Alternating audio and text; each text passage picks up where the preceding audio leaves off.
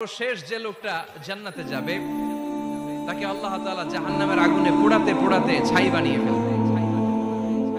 আল্লাহ বলবেন, জিব্রাইল যাও একটু দেখো, একটা মাত্র সেজদা দিয়েছে আমাকে, এরকম কাউরে পাওয়া যায় কিনা। বাটি চালান দিয়ে দেখো পাওয়া যায় কিনা। খুঁজে খুঁজে কাউরে পাবে না। আল্লাহ বললেন আবার দেখো, খুঁজে খুঁজে একজনকে পাবে, সামান্য ঈমানের ছিটে ফোঁটা তার অন্তরে ছিল। আল্লাহ বলবেন, যেহেতু ছিটে ফোঁটা আছে, অনেক মাইর খাইছে, ওকে বের করে জাহান্নাম থেকে বের করে একটা নির্ধারিত দূরত্বে রেখে দাও। রেখে দেয়া হবে, কিন্তু জাহান্নামের আগুনের লেলিহান শিখাতে তার গা ঝলসে যাবে।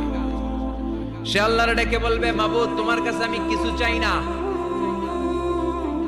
জাহান্নাম থেকে তুমি আমাকে বের করেছো, জীবন নদীর পানি তুমি আমার গায়ের মধ্যে ঢেলে দিয়েছো, আমি আবার সজীবতা ফিরে পেয়েছি। আমি তোমার কাছে জান্নাত চাই না, শুধু নিরাপদ একটা দূরত্বে আমাকে রেখে আসো, যাতে জাহান্নামের আগুন আমারে কষ্ট দিতে না পারে। আল্লাহ, আমি কিন্তু তোমার কাছে জান্নাত চাই না। কি চাই না? জান্নাত চাই না, কিন্তু জাহান্নামের আগুন আমারে কষ্ট দিচ্ছে, এতটা দূরত্বে রাখো যাতে জাহান্নামের আগুন আমার গায়ে না লাগে। আল্লাহ বললেন, ওকে রাখবো, কিন্তু আমার সাথে একটা কন্ট্রাক্টে যেতে হবে, যে এটা তোমাকে দিলে তুমি আর নতুন করে কিছু চাবা না। সে বলবে আমি রাজি, কন্ট্রাক্ট হয়ে যাবে। আল্লাহ জিব্রাইলকে বলবেন, যাও এমন দূরত্বে রাখো যাতে জাহান্নামের আগুন ওরে কষ্ট না দেয়।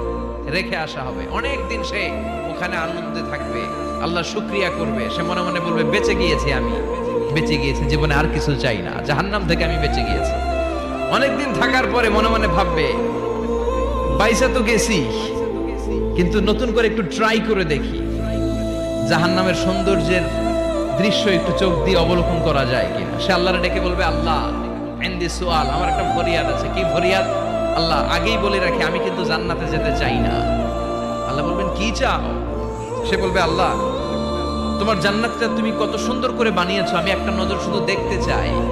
জান্নাতের দরজার সামনে নিয়ে যদি আমারে বসিয়ে রাখো, দ্যাটস ইনাফ, আর কিছু চাই না, শুধু জান্নাতের দরজার সামনে। আল্লাহ বললেন, তুই না ওয়াদা করেছিস, তুই না চুক্তি করেছিস। সে বলবে, আল্লাহ আমারে হতভাগা বানাইয়া তোমার কি লাভ? সুবহানাল্লাহ পড়েন, আমারে তুমি হতভাগা বানিও না। আল্লাহ বলে, ঠিক আছে, আবার সিগনেচার কর যে জান্নাতের দরজার সামনে বসিয়ে দিলে আর কিছু চাবি না। সে সিগনেচার করে বলে, আমি চাবো না। আল্লাহ বললেন, জিব্রাইল বেচারারে ধরে জান্নাতের গেটের সামনে বসায় দে।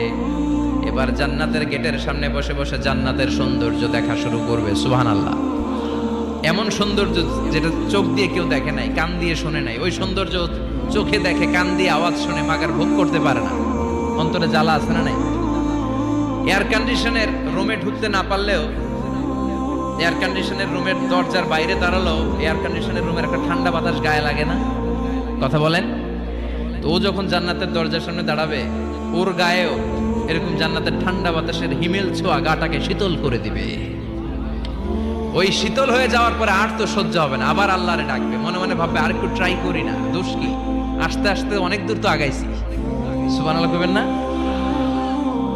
এবার আল্লাহরে বলবে, আল্লাহ ইনদি সুআল, আল্লাহ তুমি যদি কোনো বিষয়ে নতুন করে ডিসিশন নাও, তোমারে জিজ্ঞেস করার মতো কি কেউ আছে?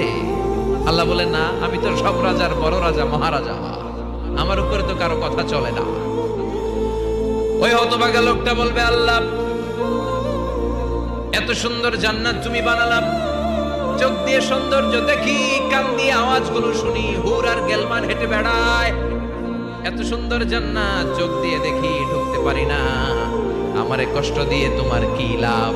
ও আল্লাহ, আমারে তুমি মাফ করে দাও, জান্নাতের চিপার মধ্যে এক কর্নারে তুমি একটু আমারে জায়গা করে দাও।